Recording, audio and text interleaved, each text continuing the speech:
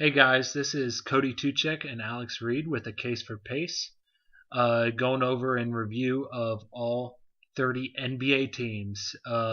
Just a year in review. Sorry for the little bit of a hold. We've been doing a lot of finals and a lot of studying for our finals as we're in college, and yeah, it's good to be back. And for our first team back, we're on to our next five. Absolutely. It's Eh, good to be back. Nice to be off our hiatus. Yeah. All right. So New Orleans Pelicans, NOLA, New Orleans. This team, well, they've been kind of. How would you put it? Would you say catastrophic? I mean, like I don't know how exactly to put it because this team has really struggled. But they're a really good team. But they've had so many injuries. I tell you, the injury bug has caught these guys really bad. I mean, wouldn't you say? I mean, how many guys are on this roster? They've probably got 18 guys on this roster at At one least. point. Yeah. I mean, it's been a mess, absolute nightmare for for the coaching staff and Alvin Gentry to try to figure out and get all this worked out.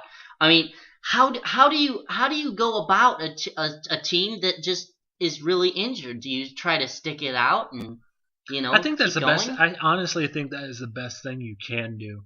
I mean, you're looking at a team that not a single guy this past season played 82 games. I, I don't know if that's the first time that's ever happened or if it's a pretty rare occasion. Oh, I'm sure it's happened before. Yeah, but I there mean, are teams that have been really bad. It's really rare occasion though, if you think about it. I mean, your closest guy that ended up having he played 80 games. It was Dante Cunningham, and then everybody else seemed to play 60 or less, pretty much. Yeah, I mean that really is tough. I mean, how as a coach are you supposed to deal with that kind of insecurity? I mean, there really isn't any consistency on this team. You've got 150 different starting lineups, different combinations that are going on in your head. Who's healthy, who's not. I mean, there are some players that only played a handful of games this season. Like I, Quincy Pondexter was one of their big acquisitions last year. He only played what? How many games did he play? He only played a handful of games this season. yeah, I'm trying to look at the roster here. I'm not seeing Quincy Pondexter at all. Quincy Pondexter should be there. I don't think he is actually. Well, you know what? No, I think he was hurt all season. I don't think he played a single game. I don't think he did either. I think Dante Cunningham was hurt, or not Dante Cunningham rather, but Quincy Pondexter. I don't think he played a single game. I can't recollect that he did, and he was their starting small forward. So from the get-go, you were already playing without one of your big key pieces here, and just the list goes on and on of these guys that aren't playing. I mean, really, I mean Ryan Anderson was pretty consistent out there on the floor. Other than that, though, you really don't have that many pieces. I mean, Anthony Davis was shut down. He's always had injury problems. Tyreek Evans went down with the ACL tear. That was too bad. Eric Gordon, I think he had shoulder, or it was either a shoulder or hand. I think he's had both injuries in his career. Yeah. But, Drew Holiday's still been dealing with the knee problems. Quincy Pondexter was out all year, as we said before. And it's a really difficult team to follow. Norris Cole was there, and he got hurt. Here's my thing with them. They're a very good, outside of Ryan Anderson and Anthony Davis, they're a very guard-oriented team. I feel like that, and too. I think at this point, considering an injury bug eventually has to go away, but you don't want to take any chances, especially with the team that at one point had it's looking like 15 18, pushing 20 people on the roster. Mm-hmm. I mean, it's not as bad as Memphis. You got to Memphis set the record this year, but they're pretty close. I think you got to really try to go after a big man in this draft. I'd agree. They have a pretty good pick. Yeah. I mean, they got a top 10 pick here. Yeah, I mean, they're the 6th worst team in the league. Mm-hmm. I mean, so your chances at getting a top 5, even top 3 pick is still pretty reasonable within reach and all that. Yeah, I'd agree. But if you're trying to go after a big man, who do who's your look, option in this draft? their big go at was trying to get Ashik, and Ashik was supposed to be actually it's Omer Ashik, but I know that only because I was there when he was first coming into the league, and I was paying attention because he was on the Bulls. Yeah. That's the only reason I know that. I'm a nerd, I guess. But Omer Ashik has really, really hurt this team. He's taken a big contract. I think his contract was $15 million this year. To average what? 4 and 6. Basically. 4 and 6. He came in. I think he came in out of shape, just like he did the year before. And, he's just been a whirlwind of trouble. Like, Alexis Ajinça has taken over the backup center position, and I really like that. I really like him. Alexis Ajinça, I believe he's 7'3", really tall guy. He's a pretty good rebounder. He's a pretty good shot blocker. But, he just does a lot of the gritty stuff, and he gives another shot blocking option to Anthony Davis because Omer Ashik just doesn't cut it. Omer Ashik has not been good at all. Since his time in New Orleans, he has not played very well at all. He came over in, I think it was during, he was with Houston. No, I know he was with Houston, but I think, I'm trying to remember, I think he came over in the summer, 2 summers ago. I think you're right. He came over in the summer. I was trying to remember if he came over in the trade deadline, because the trade deadline was crazy 2 years ago. But he came over in the summer, and I think Houston got like a second-round pick or something for him. He's been worth about a second-round pick, honestly, with the amount of money that he's taken up, and he's finally going to be gone this year. So he's probably going to go into free agency. He'd be hard-pressed to find work. I think if you're looking at other big options, definitely a guy, he has a lot of trade value, and it's a guy we really enjoy talking about on this show, is Ryan Anderson. He has a ton of trade value. I don't know if I want to trade him. I think I would. I think there's a lot of value you could try to pull for him if you want to try to get a better big man, and you throw in maybe a couple other players in there with him. I suppose. I mean, I just don't know. Like, he's one of these important pieces that has stabilized this team. That's true. At the end of the day, he stabilizes this team. He does spread the floor for them pretty well as well. Absolutely. Yeah. And they really love playing him at the 4 spot with Anthony Davis out there. When they go small, they can be a dangerous matchup because you've got a lot of floor spacing. All 5 guys on the floor can shoot the 3 ball. True. And now when you put Tyreek Evans in at the 3, Tyreek Evans isn't a great shooter. He never was coming out.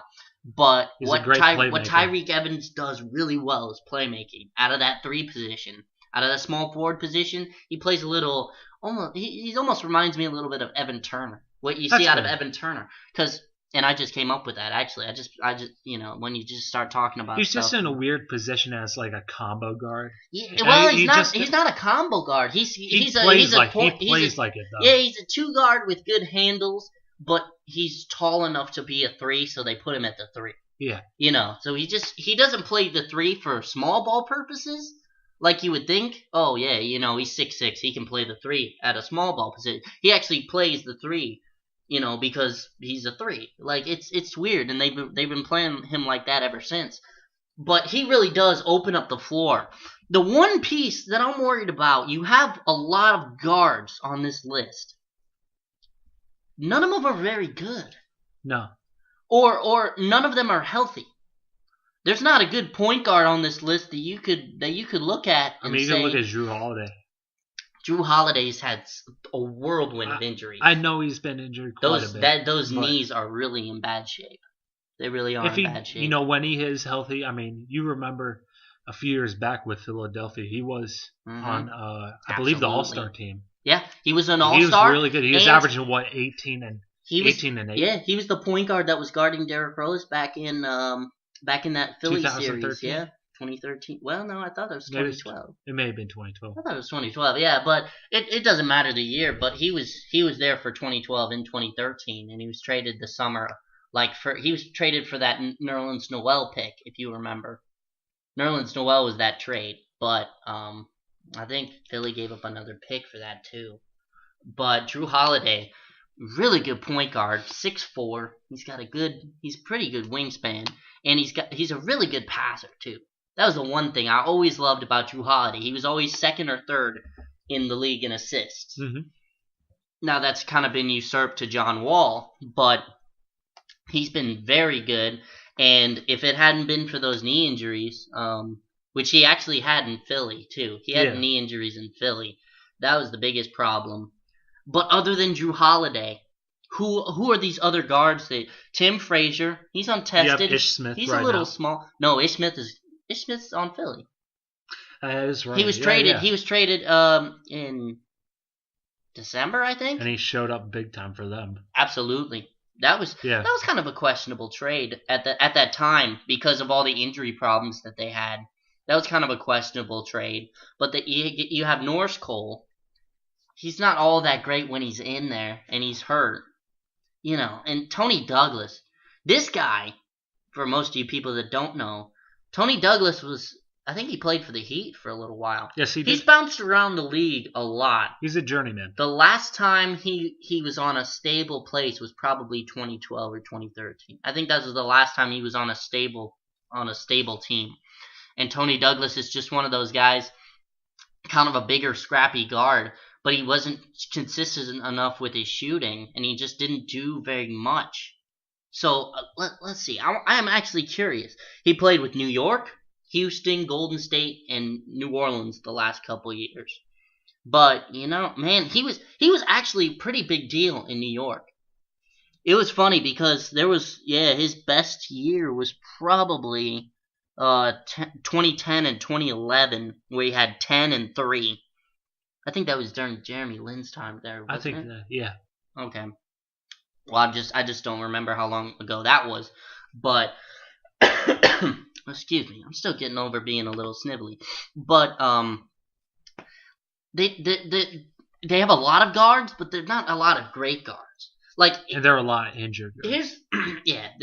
That's the one thing. It doesn't matter how good you have guards. If they're not healthy, you can't do anything with them. But I mean, there are a lot of young pieces that you can build around. I mean, once Drew Holiday comes back, Drew Holiday coming back healthy will be very good. Eric Gordon, he's one of the best 3-point shooters in the league. I mean, last season he shot, I think, 43% from 3.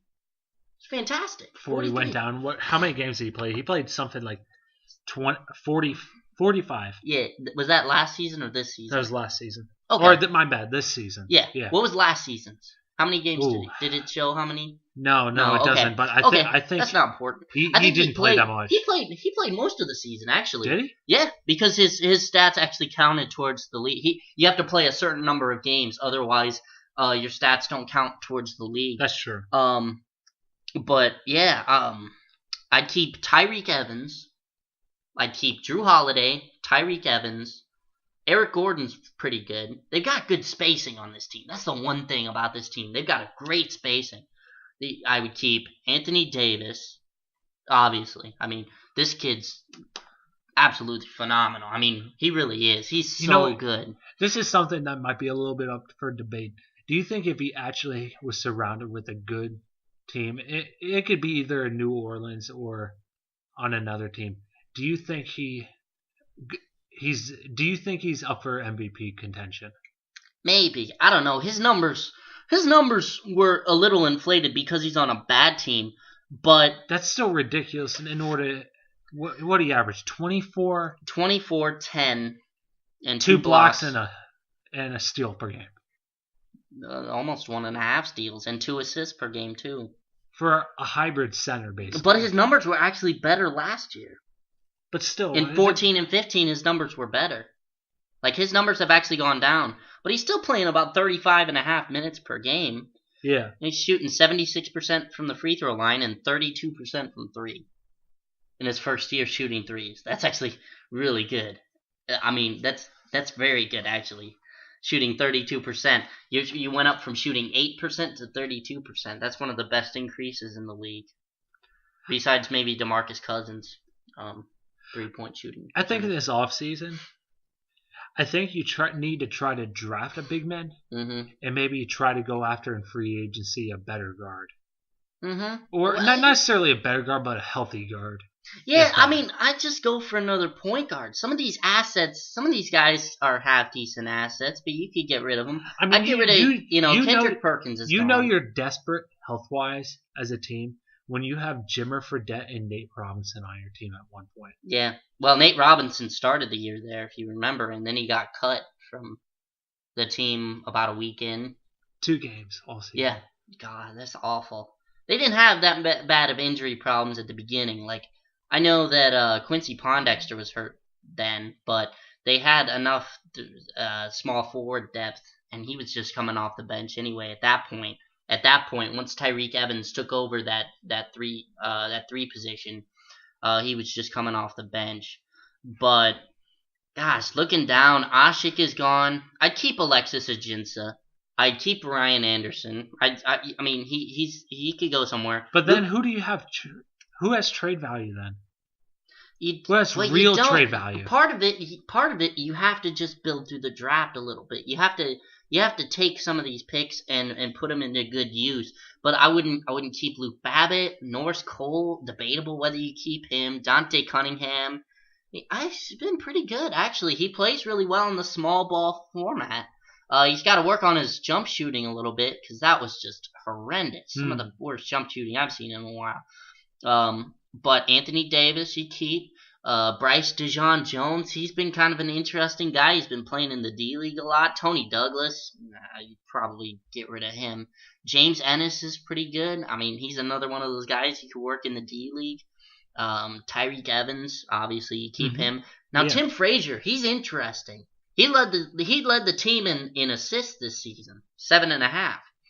He's an interesting piece. I'm intrigued to see how this kid improves. He's got to put on a lot of weight, but he's got good vision. He can shoot the ball pretty well. I mean, what's he shooting this year? He's only shooting about 17%, which isn't bad. I mean, it's not a great reflection of how well he played in the second half of the season. But I mean, he's been a lot better in the second half. Now Alonzo G, it's debatable whether you keep him or not. He's been around for a while. Eric Gordon, you keep him. I mean, Eric Gordon's the guy that you could trade. Eric Gordon's got some trade value out there. I know a lot of Pacers fans that would love to have him on the team. I don't know why. I mean, his numbers are mainly because good. He's just an IU guy, and we've wanted him ever since, pretty much. I mean, this season he's in his best season. He's putting up 22 per game with the Clippers. So obviously that was his third season. He's got a lot of scoring talent. Yeah, he's got great scoring talent. And let's see, every single year he's been in the league, he's shot over 40%. Wow. Yeah, in this last season. Sorry, I'm looking at the field goal percentage. That's my bad. I still think those numbers are inflated because the team is but around almost every single year, except for 11-12 when he was coming back from injury on New Orleans. He was coming back from injury there. And a couple of oddball seasons in there where he was battling some injuries. He shot around 40%. And last year in New Orleans, he shot 45%. Wow. I thought it was 43. He shot 45%. Very impressive, but that's his worst scoring year. Funny enough, but man, I mean, this kid has some. This kid, I can't believe he's been in the league 7 years. But I mean, this kid has some pretty good scoring talent.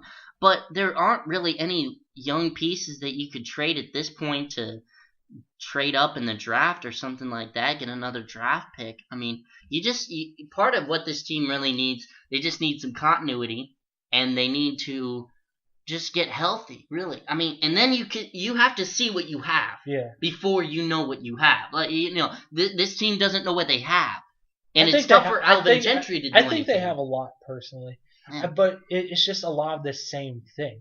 Yeah. You have these combo guards that may or may not have a good shooting touch. I mean, with the exception of a guy like Eric Gordon, who else do you really have on that team that's... Tyreek Evans is not a great shooter. But, that's what I'm saying. They've got pretty at that guard position, who do they've got pretty good... I mean, Drew Holiday's a pretty good shooter, but he just doesn't shoot very often.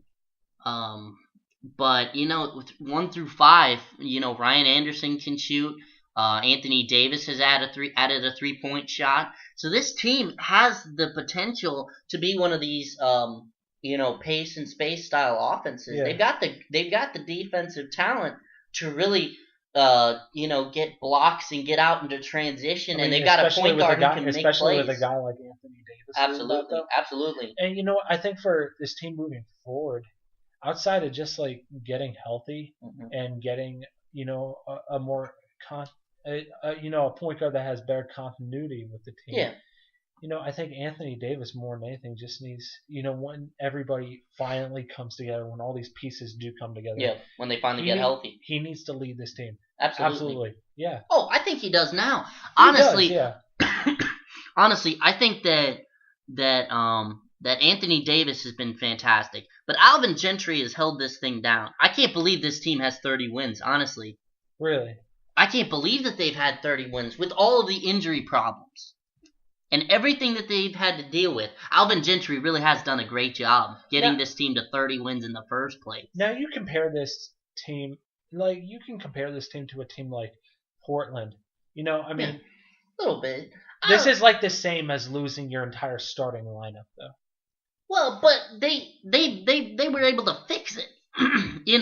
They were able to fix it through roster change. It was different, though. It was different. They lost those guys in trades or free agency. Yeah. They didn't lose these guys to injury because there's no financial compensation for somebody who gets injured. There's no trade value on an injured player. They had some trade value. They were able to pick up pieces like Henderson and Vonleh and guys that came in, Mo Harkless, guys that came in and fit into this core and helped build the core together. This team doesn't have much of a core. Once you get past this starting lineup is really good.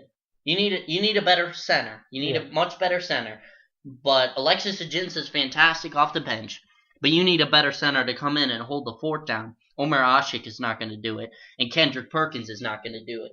They need a better center, and they just need some continuity out of their players. But they've got the coaching staff, and I think this system will work perfectly. Once everybody's healthy, this system will work perfectly in New Orleans. I really do think so. Do you think I don't think you need another big man that really needs to demand the ball like a guy like Anthony Davis. No, I think you need an active. That's what I'm saying. It's like you need a guy that's going to go out there, get his rebounds. He's going to get his share, but he's going to do it off of hustle plays, basically. He's not going to demand the ball because you got plenty of other guys on this team that are going to do that. I wonder if you go out and you sign somebody like Joakim Noah, maybe. To come in and play that's not a bad idea. 15, 20 minutes a game in your starting lineup and facilitate a little bit, and you don't ask him to do too much. But, I hear that his body's pretty broken down, but you don't have to, you really don't have to play him that much. You just play him 10, 15 minutes a game and start him and let him get the rhythm going in the game. You don't have to play him much. There are a lot of starters who don't play starters minutes, but guys who can come in and stabilize a young team, a veteran guy who will slow the game down, and can come in and play the first 5 minutes and stabilize the team. And then somebody like Alexis Ajinça, Ryan Anderson can come in off the bench and play those bench minutes, play the greater quantity of those minutes. But Joakim Noah in the first 5 minutes, he stabilizes the tempo. That's almost something that you need. You need somebody who's going to come in, who's going to, preach playing hard, and they're going to preach toughness. It's definitely easier with a big man, too. Yeah, I think so. When you work through the big man, the game tends to slow down. Yeah. And you work more of a half-court set. Absolutely. And that's why I always liked Joakim Noah, was that everything he did, he didn't rush anything. He was never in a rush. He was never going to, put up a lot of shots. Yeah. He wasn't going to do that. He was going to run a lot of good off-ball stuff. Great passer. Yeah, all the stuff was, guards like Jimmy Butler, Kirk Heinrich. They would run off screens and stuff, and they do a really good job of coming off flare screens and drag screens. And then he'd make passes and get these guys wide open shots. That's how he ran the offense back then. So if you get a guy like that, who just comes in and makes simple passes, who just comes in and facilitates out of the post, or you get somebody, you're not asking much out of him. You're just asking, you know what? You go out there, you play your game for 15 minutes a night. We'll pay you $10 million to do that. I'd pay somebody $10 million to do that of Noah's caliber to get this team in the right direction. To get a veteran leader who's been to important playoff series, who also preaches defense, preaches toughness, preaches passing and fighting for those loose balls and the effort. You know, that is what Joakim Noah, that is what his game has always been precedented around, is about that toughness and is about that hustle. They need somebody like that who can come in and stabilize this team when they're in absolute chaos. That's always been New Orleans' problem. Chaos, absolutely. You know, I think looking in the future, if you're trying to look at predictions for next year, I say, you know, if you keep this current roster and everybody's healthy, you know, the roster is started off with, not the roster they currently have right now. I think this team, you know, they can make the playoffs. I think, you know, they don't win more than 50. But I still think they still win relatively around the same they won the year before, though. I think they probably win about 40 games with this roster. If everybody, you know, barring big injuries and whatnot, I think this team could win about 40 games, especially in this NBA that we're going through right now. They could win probably 40 games. They probably miss the playoffs again, which, again, it's not a big deal. I mean, Utah's been on the cusp of making the playoffs for years, and they still haven't done it. So it's not a big deal to miss the playoffs. But, you know, they just have to get this young core built, and they need to make a lot of moves. But you know what? I think they're moving in the right direction, mostly. I think so, too. They need to make the right moves, though, and they need to not have bad contracts. You know, bad contracts with unhealthy players. Yeah, really, and consistently and players that don't have a lot of, you know, asset or trade value to them. That a lot of these guys don't have very much of that. And that's the biggest issue. Yeah, I definitely agree, man. Well, guys, I think this has been a segment. Yeah, I think this has been a good segment for Case for Pace on the New Orleans Hornets. We're doing a review of all 30 teams. And, yeah, just stick around for more. We'll be back with more videos. Absolutely. We're glad to be back. Yeah. Have a good one, guys. All right.